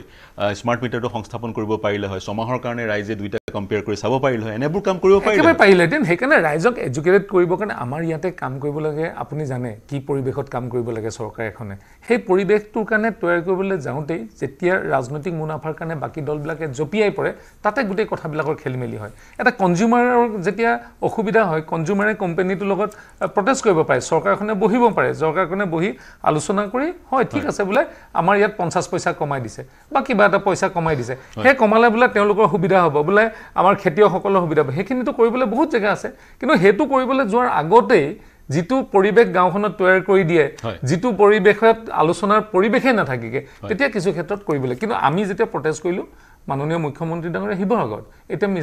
মানে স্মাৰ্ট মিটাৰ বন্ধ কৰি দিছে বন্ধ কৰি তেওঁ কৈছে যে চাই লম ভৱিষ্যতে বা কি সাময়িকভাৱে বন্ধ হৈ আছে কিন্তু একেবাৰে পাৰ্মানেন্টলি ৰোলবেকটোৰ কথাটো তেতিয়া আহিব যেতিয়া মানুহৰ ইউনিট ৱাইজ যদি নকমে তেতিয়াহে কিন্তু যদি এতিয়া ইয়াৰ আগতে দিয়া পইচা সমান আৰু বৰ্তমানত যদি তেওঁলোকৰ ইউনিট আৰু দিয়াৰ পৰিমাণ যদি একে থাকে তেতিয়াতো মানুহৰ আপত্তি নাথাকিব কিন্তু সেয়া কেতিয়া সম্ভৱ হ'ব প্ৰতিক্ৰিয়া ল'ম সকলোৰে প্ৰতিগৰাকী বিৰোধী যি বিধায়ক আছে সকলোৰে প্ৰতিক্ৰিয়া ল'ম মই ডক্টৰ হাফিজ ৰফিকুল ইছলাম ডাঙৰীয়া আপোনাৰ পৰা আৰম্ভ কৰিছোঁ পাৰ্থ এখেতে স্মাৰ্ট মিটাৰৰ কথা কৈছে যে গুৱাহাটীত এটা সময়ত যেতিয়া প্ৰিপেড মিটাৰ লগোৱা হ'ল মানুহে ইয়াতেও আন্দোলন কৰিছিল বা আপত্তি কৰিছিল পিছত লাহে লাহে নাইকিয়া হ'ল গুৱাহাটীৰ কথাটো আপুনি চাব গুৱাহাটীৰ চব মানুহ অলমষ্ট 80-90% মানুহ বিজি গুৱাহাটীৰ মানুহ কম্পেয়াৰিটিভলি গাঁৱৰ মানুহতকৈ ফাইনেন্সিয়েল অৱস্থা অলপ ভাল গুৱাহাটীত যিসকল থাকে বিজি থাকে টাউনতো ব্যৱসায় বাণিজ্য বিজি গুৱাহাটীৰ মানুহ আৰু আপোনাৰ গাঁওবোৰতকৈ আপোনাৰ গুৱাহাটী চিটিৰ মানুহখিনি অৰ্থনৈতিকভাৱে স্বাৱলম্বী তুলনামূলকভাৱে যদি আপুনি কম্পেয়াৰ কৰে গাঁৱতকৈ বহুত বেছি স্বাৱলম্বী তেখেতসকলে ইয়াৰ পিছতো আন্দোলন কৰিছে তেখেতসকলে প্ৰতিবাদ কৰিছে কিন্তু যেতিয়া দেখিছে গভৰ্ণমেণ্টৰ গা নলৰে ডেইলি আৰু তেখেতসকলে দোকান বন্ধ কৰি থৈ চাকৰি বন্ধ কৰি থৈ কিমান দিন আন্দোলন কৰিব তাৰপিছত যিয়ে নহওক তুলনামূলকভাৱে ফাইনেন্সিয়েল অলপ চাউণ্ড হোৱাৰ কাৰণে তেখেতসকলে এইটো বৰদাস্ত কৰি লৈ গৈছে কিন্তু গাঁৱত কিন্তু এই কথাটো নহ'ব গুৱাহাটীৰ মানুহে এইটো লৈ আন্দোলন কৰিছে আপত্তি কৰিছে কিন্তু এদিন দুদিন 5 দিন 10 দিন কৰাৰ পিছত তেখেতসকলে ভাবিছে আৰু এই চৰকাৰ নুশুনে অসমৰ চৰকাৰৰ ক'ত শুনিব নিজৰ কাম কৰাই ভাল তেখেতসকলে মোটামুটি এটা বিয়াৰ কৰি আছে কিন্তু গাঁৱৰ মানুহৰ কাৰণে যেতিয়া আনবিয়াৰেবল হ'ব এটা বাধ্য হৈ তেখেতসকলে সাময়িকভাৱে স্থগিত কৰাৰ কথা কৈছে এতিয়া আকৌ আপুনি যিটো কৈছে 2025 এপ্ৰিলত যদি এইটো বাধ্যতামূলক কৰে আৰু গাঁৱৰ মানুহ সৰ্বসাধাৰণ মানুহ আহি আমাৰ ওচৰত কৈছে বহুত মানুহ একাধিক মানুহ আমাক এইটো ৰিপৰ্ট কৰিছে যে য'ত আমি 1500-2000 টকা মাহত বিল দিছিলোঁ এতিয়া আমি দুইবাৰ কৰি ভৰালেও 4-5 টকা আমি দিব লগা হয় এজন দুজন নহয় আপোনালোকৰ প্ৰতিবাদটো স্বতঃস্ফূৰ্ত হয়নে নহয় আপোনাৰ মতে প্ৰতিবাদটো স্বতঃস্ফূৰ্ত হয়নে নহয় নহয় স্বতঃস্ফূৰ্ত প্ৰতিবাদ কৰি আছে তাত হোৱাৰ কাৰণ আছে বেটাৰী ৰিক্সাৰ পৰা আৰম্ভ কৰি ইমানখিনি আমাৰ ইয়াত কিন্তু আপাৰ আসামত বেছি হৈছে স্মাৰ্ট মিটাৰটো মোৰ অঞ্চলত কমকে লগাইছে লগোৱাই নাই মাত্ৰ আৰম্ভ হৈছে নহয় যথেষ্ট মোৰ অঞ্চলত কাৰেণ্টবিলাক কি হৈছে মিটাৰত নুহুমাই ডাইৰেক্ট মোৰ সমষ্টিত স্মাৰ্ট মিটাৰ লগোৱাই নাই কাৰেণ্ট চুৰি কৰাৰ কথা মোৰ সমষ্টিত ভুল কথা নক'ব কোনেও চুৰি নকৰে তেখেতসকলে সবেই বিল দিয়ে মোৰ ছেকশ্যনত যদি আপুনি যায় সকলোতকৈ বেছি পইচা তাতে কালেকশ্যন কৰি আছে কিন্তু স্মাৰ্ট মিটাৰ মোৰ সমষ্টিত নাই লগই নাই বৰপেটা ধুবুৰী গতিকে তাতে অঞ্চলত বহুখিনি এনেকুৱা প্ৰতিবাদৰ কথা নহয় আপাৰ আছামতে প্ৰতিবাদ হৈছে তেতিয়া আপুনি এইটো ক'ব নেকি যে আপাৰ আছামত যিসকল প্ৰতিবাদ কৰিছে তেখেতসকলে চুৰ কৰে চুৰ কৰা মানুহখিনি এতিয়া তেখেতসকলৰ বেছি আহিছে বুলি প্ৰতিবাদ কৰি আছে প্ৰতিবাদ হৈছে 3 দিন প্ৰতিবাদত 3জন ৰাজনৈতিক নেতাই এতিয়া বাধ্য স্থগিত কৰিছে আপোনালোকে 3 দিনত 3জন ৰাজনৈতিক নেতাই বেলেগ এটা কথা কৈ আছো শুনিলো আন্দোলন হৈছে এদিন কংগ্ৰেছৰ এজন নেতাই আন্দোলন নেতৃত্ব লৈছে এদিন ৰাইজৰ দলৰ এজন নেতাই আন্দোলনৰ নেতৃত্ব লৈছে আৰু এদিন আৰু এজন নেতাই আন্দোলনৰ নেতৃত্ব লৈছে আপোনাৰ পইণ্টটো ললো আপুনি মানে ৰাইজে নিজৰ ঘৰৰ স্মাৰ্ট মিটাৰটো কুবাই কুবাই যেতিয়া ভাঙিছে তাতো কোনোবা নেতাই উচৰণি দিছে নেকি নিজৰ ঘৰত খঙত আপোনালোকে দেখাইছে টিভিত দেখাইছে নিজৰ ঘৰৰ মিটাৰটো কুবাই কুবাই তেখেতসকলে ভাঙিছে গতিকে তাতো ইণ্ডিভিজুৱেলি এই কামবিলাক মানুহে ঘৰত কৰিছে মই এটা কথা সুধিছো আপোনাৰ সেইদিনাখন যোনখন উঠাই মাৰি ভাঙিছে টিভি কেমেৰাটো তাত কেনেকে পালেগে খবৰ নিদিয়াকে তেখেতসকলে ক'ব টিভি ওলাই ক'ব কিন্তু ইণ্ডিভিজুৱেলি কৰিছে তাতে কোনো আজিৰ যুগত মোবাইলত ভিজুৱেল লৈ আমালৈ প্ৰেৰণ কৰে বেলেগ 8 মিনিট লম মই বেলেগ কথা কৈ আছো স্মাৰ্ট মিটাৰৰ এই সমস্যা এটা পাব্লিচিটিৰ কাৰণে যে খংটো মোৰ কেতিয়াবা খং উঠিলে মই পাব্লিচিটি লৈ খং নেদেখাম হয় আপোনাৰ পইণ্টটো ললো আপোনাৰ পইণ্টটো ললো স্মাৰ্ট মিটাৰৰ এই প্ৰতিবাদ গভৰ্ণমেণ্টে এইটো মখিমূৰ কৰাৰ কাৰণে যদি মাজে মাজে বেলেগ বেলেগ ইস্যু সেমিকণ্ডাক্টৰ হওক বা আৰু কিবা হওক উচ্ছেদ হওক এইবিলাক ওলাই দিয়ে কিন্তু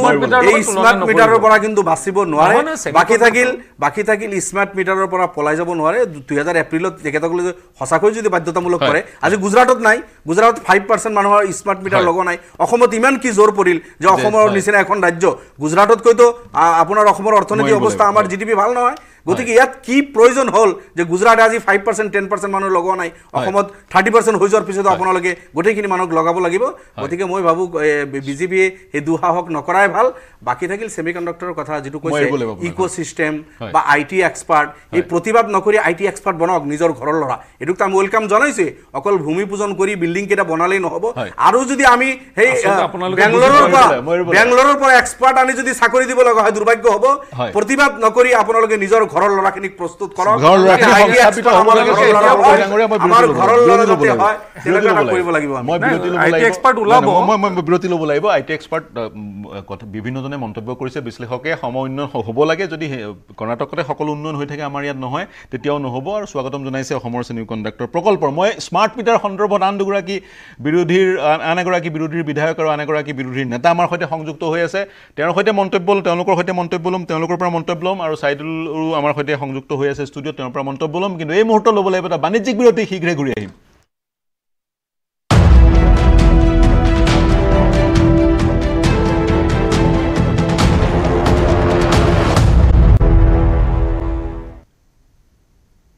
নমস্কাৰ প্ৰিয় দৰ্শক সকলোকে স্বাগতম জনাইছো আমি কথা পাতি আছিলো বিভিন্ন বিষয়ৰ যিকিটা বিষয় অনাগত সময়ত নিৰ্বাচনী ইস্যু হ'ব পাৰে স্মাৰ্ট মিটাৰ প্ৰসংগ মনোৰঞ্জন তালুকদাৰ ডাঙৰীয়া আপুনি ভাষ্য শুনিলে শাসক দলৰ প্ৰতিনিধিৰ কি প্ৰতিক্ৰিয়া প্ৰকাশ কৰিব বিচাৰিব যি প্ৰতিবাদ সেয়া প্ৰতিবাদ স্বতঃস্ফূৰ্ত নহয় সেই প্ৰতিবাদ ইনষ্টিগেট উচতনি যোগোৱা প্ৰতিবাদ আৰু উচতনি কংগ্ৰেছ বা আপোনালোকে বা বিৰোধী আন দলসমূহে যোগাইছে স্মাৰ্ট মিটাৰক সাময়িকভাৱে যদিও বন্ধ কৰা হৈছে কিন্তু পাৰ্মানেণ্টলি ৰোল বেক কৰাৰ এতিয়ালৈকে সিদ্ধান্ত চৰকাৰে গ্ৰহণ কৰা নাই ভাৰতীয় জনতা পাৰ্টি এই স্মাৰ্ট মিটাৰ আজি পেলাই তেওঁলোকৰ ভৱিষ্যত ভৰাডুবি যে হ'ব এই ভৰাডুবি হোৱাৰ ইংগিত তেওঁলোকে পাইছে এতিয়া সেইকাৰণে সাময়িকভাৱে বন্ধ ৰাখিছে মই সুশান্ত বৰগায়ক সুধিব খুজিছো তেওঁলোকৰ মডেল গুজৰাটত যদি স্মাৰ্ট মিটাৰ লগোৱাৰ ক্ষেত্ৰত তৎপৰতা নাই উত্তৰ প্ৰদেশত যথেষ্ট কম আমাৰ অসমত আদানীক সন্তুষ্ট কৰাৰ কাৰণে 35% এতিয়ালৈকে স্মাৰ্ট মিটাৰ লগাই দিলে 34-35%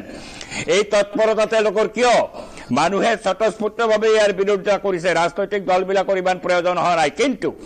আমি ৰাজনৈতিক দলবিলাকক স্বাভাৱিকতে ভাৰতীয় জনতা পাৰ্টিৰ জনসাধাৰণক এনেধৰণে জুলুম কৰা যিটো ব্যৱস্থা তেওঁলোকে লৈছে স্মাৰ্ট মিটাৰ যোগে আমি তাৰ বিৰোধিতা কৰিছো মোৰ নিজস্ব এক্সপিৰিয়েঞ্চ আছে আজি বিধানসভাৰ কোৱাৰ্টাৰ ভাগি দিয়াৰ পিছত মই প্ৰায় এবছৰ ভেটাপাৰাত ঘৰ ভাড়া লৈ আছিলো তাতে স্মাৰ্ট মিটাৰ লাগিছিল 7 দিনৰ ভিতৰত 2000 টকাৰ বিল যেতিয়া যায় ৰাতি ভাত খাবৰ সময়ত পট কৰি যেতিয়া আন্ধাৰ হৈ যায় মইতো ৰিচাৰ্জ কৰি ললো কেনেকৈ মই দেখিছো যে ভয়ংকৰ হাৰত বিদ্যুতৰ বিল দিব লগা হয় কিন্তু কথাটো হৈছে এজন গাঁৱৰ মানুহে গাঁৱৰ জনসাধাৰণে তেওঁলোকৰ না একাউণ্টত টকা থাকে না তেওঁলোকৰ পাছবুক থাকে তেওঁলোকে স্মাৰ্ট মিটাৰ লগাই দিব ৰাতি ভাত খাই থাকোঁতে লাইট নোহোৱা হৈ যাব তেওঁলোকে না ৰিচাৰ্জ কৰিব পাৰিব আৰু এনেধৰণে যিটো বিল আহে এই বিলটো দিব নোৱাৰাৰ ফলত এটা সময়ত অসমৰ বহু মানুহৰ ঘৰ অন্ধকাৰত যাব আৰু ভাৰতীয় জনতা পাৰ্টি 26 চনৰ আগত তেওঁলোকৰ যদি সাহস আছে 25 চনত যদি তেওঁলোকে বাধ্যতামূলকভাৱে স্মাৰ্ট মিটাৰ লগাই দিয়ে মই নিশ্চিত ভাৰতীয় জনতা পাৰ্টিৰ বিৰুদ্ধে অসমৰ জনসাধাৰণে স্বতঃস্ফূৰ্তভাৱে ভূমিকা পালন কৰিব আৰু ভৰা ডুবি হ'ব ভাৰতীয় জনতা পাৰ্টিৰ এই স্মাৰ্ট মিটাৰৰ জৰিয়তে আমি জনসাধাৰণক সেই বিপদলৈকে যাতে নাই ৰিয়েকশ্যন দি থাকে কিন্তু কথাটো হৈছে কংগ্ৰেছে আজি আদানী সন্তুষ্ট কৰাৰ কাৰণে স্মাৰ্ট মিটাৰ লগাইছে কিয় ইমান প্ৰেম আদানী প্ৰেম ভাৰতীয় জনতা পাৰ্টিৰ আদানীৰ প্ৰেম ডিজিটেল মিটাৰ চলি আছিল কথা নাই বতৰা নাই স্মাৰ্ট মিটাৰ লৈ আহিলে আৰু স্মাৰ্ট মিটাৰৰ যিটো দৌৰাত্ম মই এটা বছৰ ভুগিছো তাৰ দৌৰাত্ম মই জানো আৰু গাঁৱৰ মানুহক যেতিয়া প্ৰিপেইড আহি যাব তেওঁলোকে কৰিব লাগিব ৰিচাৰ্জ কৰিব লাগিব সেইদিনাখন গম পাব সুশান্ত বৰগোহাঁইহঁতে অসমৰ মানুহে কি প্ৰতিক্ৰিয়া কৰে এতিয়াওতো ব্যাপক হোৱা নাই 34% লগাওঁতে গাঁৱলৈকে যোৱাতে গাঁৱৰ মানুহ ডাঙৰ খাই উঠিছে এইকাৰণে এইটো যদি তেওঁলোকে অসমক আন্ধাৰত ৰাখিব বিচাৰিছে কৰক কিন্তু আন্ধাৰত ৰখাৰ প্ৰতিশোধ জনগণে ল'ব 26 চনত প্ৰথম কথাটো হ'ল তেখেতে কৈছে যে তেখেতে ভাড়াঘৰত থাকিছে বুলি কৈছে যে সেইটো কাৰণে তেখেতক এছেম্বলিয়ে পইচা দিছে প্ৰায় কিমান দিছে দাদা এছেম্বলিৰ পৰা কিমান পায় ভাড়াঘৰৰ নামত আৰে বাবা আৰু দ্বিতীয় কথাটো কৈছো ভাত খাই থাকোতে যিটো আন্ধাৰৰ কথা কৈছে একেবাৰে এইটো কমিউনিষ্টৰ মাইণ্ডছেটৰ কথা কৈছে ভাত খাই থাকোতে পটকে আন্ধাৰ নহয় স্মাৰ্ট মিটাৰৰ 300 টকা বেলেঞ্চলৈকে এই যিবিলাক কথা কয় নহয় এইবিলাকে মানুহক এনেকুৱা ধৰণৰ ৰাজনীতিক কাৰণত আজি কমিউনিষ্টৰ CPIM গৈ পেলাই এটা চিটত গৈছেগে মিছা কথাটো ক'ব নালাগে নহয় এছেম্বলি ভাঙাৰ পিছত এছেম্বলিয়ে তেওঁলোকক আজি লাখৰ ওপৰত তেওঁলোকক আজি ভাড়া ঘৰৰ নামত পইচা দিয়ে আৰু স্মাৰ্ট মিটাৰটো তেওঁ ভাত খাই থাকোতে অফ হৈ গৈছে বোলে এনেকুৱা ধৰণৰ কথাবিলাক মিছা কথা ক'ব নাপায় হয় সংক্ষেপৰ প্ৰতিক্ৰিয়া ডাঙৰীয়া সুশান্তৰ ঘৰত স্মাৰ্ট মিটাৰ লগা নাই মোৰ নিজৰ এক্সপেৰিয়েন্স আন্ধাৰ হৈ যোৱাৰ পিছত মই ৰিচাৰ্জ কৰি পেলাই ভাত খাব লগা হৈছে হয় মই ললো আপোনাৰ মোবাইল ফোন এটা প্ৰাসংগিক প্ৰশ্ন হয় মিটাৰ লগা নাই এটা প্ৰাসংগিক বিষয় আপুনি উত্থাপন কৰিছে গাঁৱৰ লোকসকল যিসকল ৰিচাৰ্জ কৰাৰ সমগ্ৰ বিষয়টো মোবাইলৰ যোগেদি ৰিচাৰ্জ কৰা সমগ্ৰ বিষয়টোৰ সন্দৰ্ভত যদিহে চৰকাৰে স্মাৰ্ট মিটাৰক লৈ আগবাঢ়িব বিচাৰিছে তেওঁলোকক সজাগ কৰিব লাগিব অশোক শৰ্মা ডাঙৰীয়া স্মাৰ্ট মিটাৰ সন্দৰ্ভত প্ৰতিক্ৰিয়া আপোনাৰ পৰা ইতিমধ্যে আপুনি বিজেপিৰ শাসক দলৰ বিধায়কগৰাকীৰ মন্তব্য শুনিলে এইটো কৈছোৱে মই বিধায়ক মনোৰঞ্জন তালুকদাৰ ডাঙৰীয়াই যিটো কথা কৈছে মই সমৰ্থন জনাওঁ এই কাৰণে যে আদানী সন্তুষ্ট কৰাৰ কাৰণেহে আগৰ মিটাৰবিলাক কাৰ্যক্ষম হৈ আছিল কিন্তু সেইবিলাক কাৰ্যক্ষম হৈ থাকোঁতে আৰু আন এটা বিষয় যেতিয়া আনিব লগা হ'ল স্মাৰ্ট মিটাৰ আনিব লগা হ'ল এইটোত সেই তেখেতে কোৱাৰ দৰে আদানী প্ৰেম বিজেপিৰ লগত যে আছে এই কথাটো সম্পূৰ্ণ স্পষ্ট হৈছে আৰু এই কথাটো সঁচা কথা যে তেখেতে কৈছে আমাৰ বিজেপিৰ বিধায়কগৰাকীয়ে কৈছে যে 300 কিবা টকা থকালৈ এইটো ৰেহাই দিয়া হয় কিন্তু তেনেকুৱা প্ৰতিটোৰ ক্ষেত্ৰতে নহয় মই নিজে ভুক্তভোগী হৈছোঁ যে এজন মানুহে যদি মাহত 2000 টকা বিল দি থাকে তেনেহ'লে তেওঁৰ মাত্ৰ 300 টকা মাইনাছত থাকিলে কিয় কাটিব লাগে তেওঁকতো মেছেজ দিব লাগে বা জনাব লাগে ফোন কৰি জনাব পাৰে গতিকে এইবিলাক কথা কৰা নাই মেছেজ আহে ডাঙৰীয়া আহে মই এইটো কৈছোঁ নাই মেছেজ যদি আহে ফোনো কৰিব পাৰে ফোনো কৰি জনাব লাগে সেইটো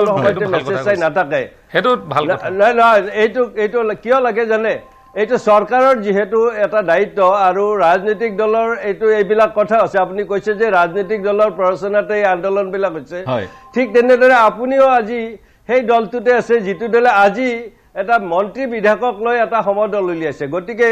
ৰাজনৈতিক দলে এইবিলাক কথা কোৱাটো আৱশ্যক যদি ৰাজনৈতিক দলে নকৰে সাধাৰণ মানুহে কৰিব নোৱাৰে গতিকে সাধাৰণ মানুহৰ কথাবিলাক মন পুতি শুনিব লাগে আৰু যিটো বিল আছে বা যিটো আগৰ ডিজিটেল মিটাৰ আছিল এই মিটাৰবিলাক কাৰ্যক্ষম হৈ থাকোঁতে স্মাৰ্ট মিটাৰ নিদি কিছু বছৰ পিছত দিলে হ'লহেঁতেন কিন্তু এই স্মাৰ্ট মিটাৰ দিয়াৰ নামত আদানীৰ লগত যিটো টকাৰ লেনদেন হোৱা বুলি বুবা ওলাইছে সেই কথাটোৱে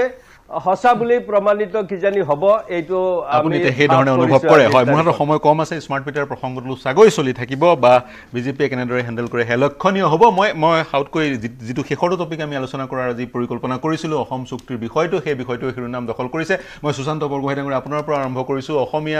অসমীয়া মানুহৰ যি সংজ্ঞাৰ কথা বিপ্লৱ শৰ্মা কমিটিত কোৱা হৈছে সেই সংজ্ঞা নিৰূপণ কৰি সেই সংজ্ঞাত সাংবিধানিক বৈধতা প্ৰদান নকৰাকৈ আপোনালোকে কেনেকৈ বিপ্লৱ শৰ্মা কমিটিখন ৰূপায়ণ কৰিব আগবাঢ়িছে চাওক অসমৰ 6 নং দফাৰ চুক্তিৰ 6 নং দফাৰ যিটো 1985 চনত যিখন চুক্তি হৈছিল 6 নং দফাই ৰক্ষা কবচ বুলি কয় হয় ৰক্ষা কবচ তাৰমানে 6 নং দফাত আছে অসমীয়া জাতিটোৰ আৰু এই ৰক্ষা কবচৰ যদি আমি আখৰে আখৰে পালন কৰিবলৈ হয় যদি অসমীয়া জাতিটো ৰক্ষা কৰে আৰু বিপ্লৱ শৰ্মাৰ প্ৰতিবেদনখন সন্মানীয় বিপ্লৱ শৰ্মাৰ প্ৰতিবেদনখন আজি পঠোৱাৰ কথা কৈছিলে কিন্তু যদি চেন্ট্ৰেল গভৰ্ণমেণ্টলৈ পঠোৱাৰ আগতেই যদি গোটেইখিনি কাৰ্যকৰী কৰিব পৰাকৈ অসম চৰকাৰে কৰিব পাৰে তাত আপত্তিটো কি গোটেইখিনি নহয় বাউণ্ড মই কৈছোঁ গোটেইখিনি মানে যিখিনি মূলত যিখিনি চেন্ট্ৰেল গভৰ্ণমেণ্টৰ লগত আছে সেইখিনিও অসম চৰকাৰে যাতে কৰিব পাৰে একেখন যিহেতু দলৰ চৰকাৰ কৰাব পাৰে তাৰ কাৰণেওতো কাম কৰিব লাগিব আৰু গোটেইখিনিৰ ভিতৰত যিখিনি মৌলিক যাৰ কাৰণে আমাৰ অসমীয়া জাতিটো ৰক্ষা কৰিব পাৰে বা ভৱিষ্যতে আমি নিজকে অসমীয়া বুলি ক'ব পৰা অৱস্থাত থাকিম সেইখিনি যদি আমি অসমৰ ভিতৰতে আলোচনাৰ মাধ্যমে বা আইনৰ যোগেদি আমি যদি কৰিব পাৰোঁ মই ভাবোঁ তাতকৈ আৰু এটা ভাল খবৰ কেতিয়াও হ'ব নোৱাৰে ভাল খবৰ হ'ব নোৱাৰে মই প্ৰতিক্ৰিয়া ল'ম ডক্টৰ হাফিজ ৰফিকুল ইছলাম ডাঙৰীয়া আপুনি কি ভাবে চৰকাৰে যিটো প্ৰতিশ্ৰুতি দিছে অসম চুক্তি ৰূপায়ণৰ 1951 চনৰ বিপ্লৱ শৰ্মা কমিটিয়ে আকৌ 1951 চনৰ এটা ভিত্তিবৰ্ষৰ পৰামৰ্শ দিছে সেই ভিত্তিবৰ্ষৰ আগৰসকল আছামিজ পিপুল আৰু ভিত্তিবৰ্ষৰ পিছৰসকল যি সম্প্ৰদায়ৰ হওক তেওঁলোকে আছামিজ পিপুলৰ সেই সংজ্ঞাৰ ভিতৰত নপৰিব যাৰ ফলত তেওঁলোকে বিপ্লৱ শৰ্মা কমিটিৰ যিখিনি সুবিধাৰ পৰামৰ্শৰ কথা দিয়া হৈছে সেইখিনি পৰামৰ্শ লাভ নকৰিব কি ক'ব পাৰ্থ অসম চৰকাৰ বিশেষভাৱে মুখ্যমন্ত্ৰী হেমন্ত বিশ্ব ডাঙৰীয়া তেখেতে মই ভাবোঁ এই বিষয়ে কনফিউজড আৰু কনফিউজন সৃষ্টি কৰি আছে তেখেতে ইয়াৰ আগত তেখেতে বহুবাৰ কৈছে যে বিপ্লৱ শৰ্মা ডাঙৰীয়াৰ তেখেত বা অতুল বৰা ডাঙৰীয়াও কৈছে যে বিপ্লৱ শৰ্মা ডাঙৰীয়াৰ যিটো প্ৰতিবেদন তাত কিছুমান কথা আছে যিটো সংবিধানৰ লগত মানে কণ্ট্ৰাডিকশ্যন আছে বা সংবিধানৰ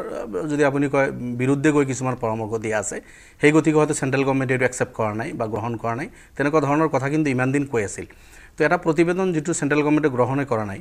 আৰু অসম চুক্তি আখৰে আখৰে পালন কৰাৰ কথা হয়তো কৈ থাকে কিন্তু অসম চুক্তিৰ মূল আত্মা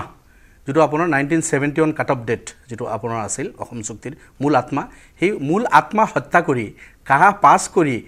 71 পৰা 2014 লৈকে 71 আগৰ মানুহখিনি ডিটেক্ট কৰি ডেপুটেশ্যন কৰি সেইখিনিহে অসম চুক্তিৰ মূল উদ্দেশ্য আছিল বিদেশীৰ লৈ যেটো এটা চিন্তিত আছিল অসমৰ আন্দোলন হল তাৰ পিছত এক পাছ হল সেই কামখিনি কৰিব লাগিছিল আৰু সুপ্ৰিম কোৰ্টৰ সুপাৰভিজনত এনআৰসিৰ কাম 5 বছৰ চৰকাৰৰ তত্ত্বাৱধানত সুপ্ৰিম কোৰ্টৰ সুপাৰভিজনত সেই কামখিনি হল সেই এনআৰসিখিনি তেখেতে সম্পূৰ্ণ কৰিব নোৱাৰিলে যেটো কৰিব লগা কাম আছিল সেই কামটো সেই এনআৰসিটো হেংগিং পজিশনত এতিয়া আছে ইয়াৰ পিছত আপোনাৰ অসম চুক্তিৰ মূল আত্মাটো তেখেতে হেক কৰি 71 টো হেক কৰি 2014 লৈকে আহিল 2014 লৈকে অহা বাংলাদেশৰ কাৰণে ৰঙা দলিচা পাৰি দিলে বিধায়ক ডাঙৰীয়া গোটেই প্ৰসংগটো উত্থাপন হৈছে বিপ্লৱ শৰ্মা কমিটিৰ প্ৰতিবেদনখনক লৈ গতিকে বিপ্লৱ শৰ্মা কমিটিৰ প্ৰতিবেদনে যি 1951 চনৰ 1 জানুৱাৰী এটা তাৰিখ নিৰ্ধাৰিত কৰাৰ কথা কৈছে সেই সন্দৰ্ভত আপোনাৰ মতামত কি নাই যি প্ৰতিবেদন আপোনাৰ ইউনিয়ন হোম মিনিষ্ট্ৰীয়ে আপোনাৰ এই বিপ্লৱ শৰ্মা ডাঙৰীয়ে উচ্চ পৰ্যায়ৰ এটা কমিটি বনাই দিছিল আৰু ইউনিয়ন হোম মিনিষ্ট্ৰীয়ে প্ৰতিবেদনটো গ্ৰহণে নকৰিলে অফিচিয়ালি প্ৰতিবেদনটো গ্ৰহণে নকৰিলে গতিকে তাত আৰু কি মন্তব্য দিব লগা আছে আৰু যি প্ৰতিবেদনৰ কিছুমান ক্লজ ভাৰতৰ সংবিধানৰ পৰিপন্থী এটো মই নহয় অতুল বৰা ডাঙৰীয়া বিধানসভাতো কৈছে হেমন্ত বিশ্ব ডাঙৰীয়াও বাৰবাৰ কৈছে গতিকে তেনেকুৱা এটা প্ৰতিবেদন যি প্ৰতিবেদন গ্ৰহণ নকৰিলে সংবিধানৰ পৰিপন্থী তাতে কিছুমান ক্লজ আছে আৰু সুপ্ৰিম কোৰ্টত 71-51 এতিয়া আপোনাৰ গোচৰ চলি আছে শুনানি হৈ গ'ল হিয়াৰিং হৈ গ'ল ডিসিজন হয়তো 2-1 মাহৰ ভিতৰত হৈ যাব তাতে আপোনাৰ সংবিধানৰ বিৰুদ্ধে গৈ সুপ্ৰিম কোৰ্টৰ বিৰুদ্ধে গৈ কিবা এটা পৰামৰ্শ দিলে আৰু চাব আপুনি আৰু বেলেগ এটা কথা 1/1/1951 কিমান মানে এটা কথা যেটো এনআরসি আছে 1951 এর এনআরসি যেটো আপডেট করা হল এটো 1 মাৰ্চত এটো পাবলিশড হোৱা ফেব্ৰুৱাৰীৰ 18 তাৰিখ আৰম্ভ হৈছিল 28 তাৰিখে এই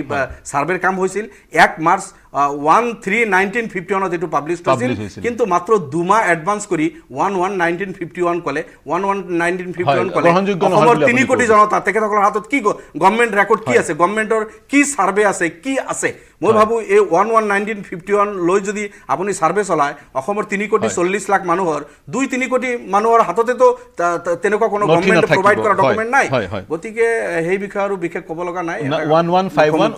পহিলা জানুৱাৰী 1951 আপুনি গ্ৰহণযোগ্য হ'ব নোৱাৰে বা প্ৰেক্টিকেল নহয় বুলি আপুনি ক'ব বিচাৰিছে কাৰণ বিপ্লৱ শৰ্মা কমিটিয়ে কোনো মেকানিজম দিয়া নাই 1951 চনৰ প্ৰথম পহিলা জানুৱাৰী পূৰ্বত যিসকল আছিলে সেই তেওঁলোকে কেনেকৈ তেওঁলোকৰ স্থিতিটোত বা তেওঁলোকৰ অৱস্থিতিটো প্ৰমাণ কৰিব সেই সন্দৰ্ভত বিশেষ একো কোৱা নাই মই চাইদুল আপোনাৰ ওচৰলৈ আহিছো তাৰ পিছত মই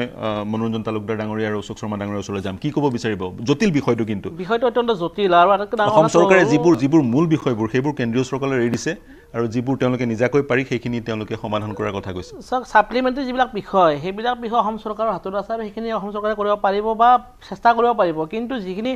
মূল বিষয়খিনি আছে কেন্দ্ৰ চৰকাৰৰ হাতত আজি আৰ্টিকল 371B এটো যদি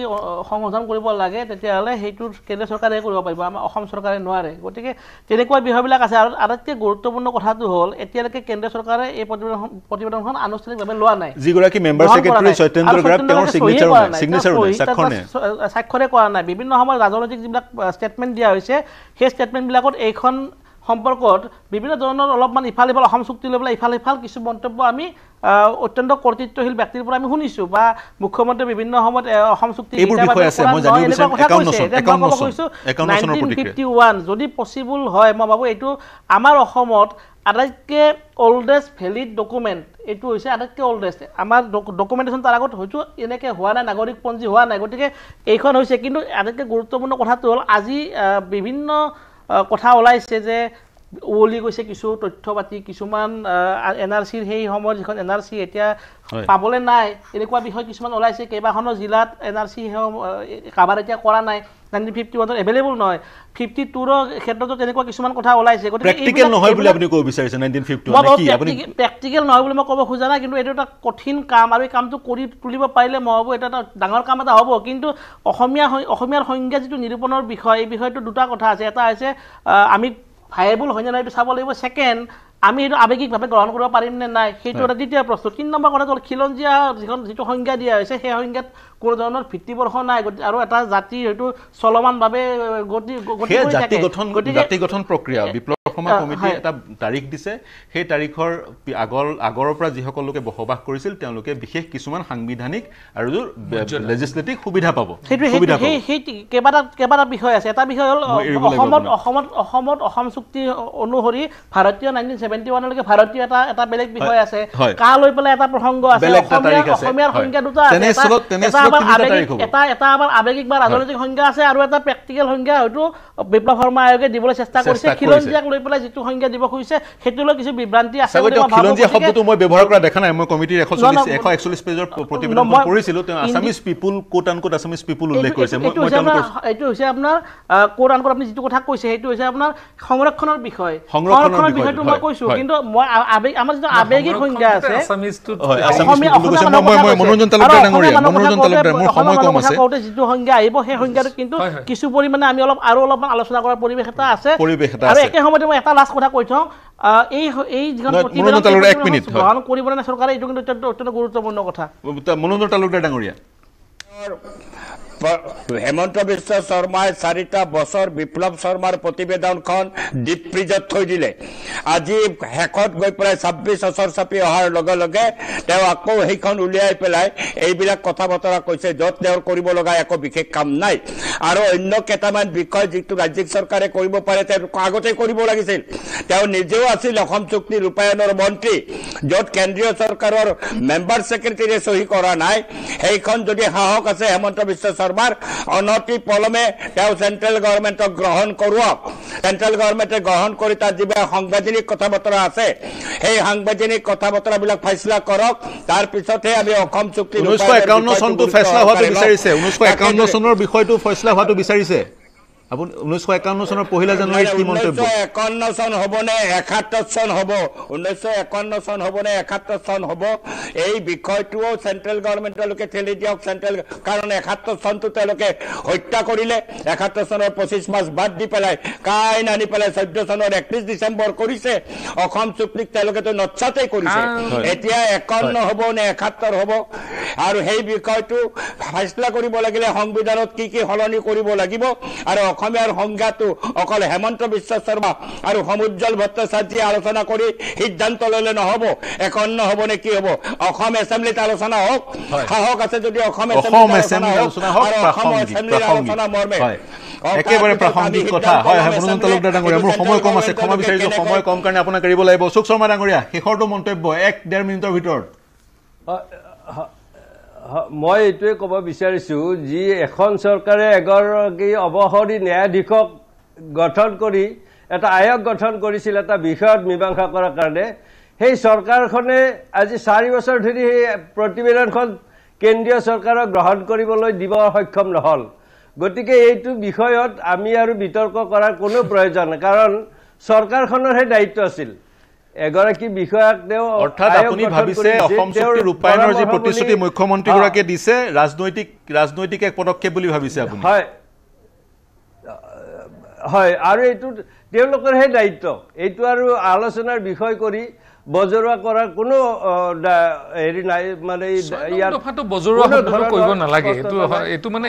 এইটো শব্দটোৱে 6 নং দফাত মানে সন্মানটো লাঘৱ কৰিব আজি যদি 6 নং দফাত বজৰুৱা শব্দটো কৈ দিয়ে তেতিয়াহ'লে সেই শব্দ মানে 1971 মানে অশোক শৰ্মা ডাঙৰীয়া আপুনি বজৰুৱা শব্দটো ব্যৱহাৰ কৰিছে তাৰ প্ৰতিক্ৰিয়া প্ৰকাশ কৰিছে মোৰ সময় নাই কিন্তু 6 নং দফাটোক বজৰুৱা শব্দ বুলি কৈ পেলাই যদি এনে ধৰণৰ প্ৰতিক্ৰিয়া কৰে এই প্ৰতিক্ৰিয়া সঁচাকৈ 6 নং দফা বুলি কোৱা নাই মই গোটেই প্ৰক্ৰিয়াটোৰ কথা কৈছে হয় মই সময় কম আছে সময় সমাপ্ত হৈছে ডাঙৰীয়া মোৰ সময় সমাপ্ত হৈছে অনাগত সময়ত পুনৰ এই আলোচনা কৰাৰ অৱকাশ আছে এক জটিল বিষয় আলোচনা কৰিম সময় সুবিধা পালে কিন্তু মোৰ সৈতে সংযুক্ত হোৱাৰ কাৰণে সুশান্ত বৰগোহাঁই ডক্টৰ হাফিজ ৰফিকুল ইছলাম ছাইদুল ইছলাম অশোক শৰ্মা ডাঙৰীয়া মনোৰঞ্জন তালুকদাৰ ডাঙৰীয়া সকলোকে ধন্যবাদ জ্ঞাপন কৰিছোঁ প্ৰিয় দৰ্শক এই চিন্তাৰ সমলৈ আজি অনুষ্ঠান সামৰিলোঁ শুভৰাত্ৰি।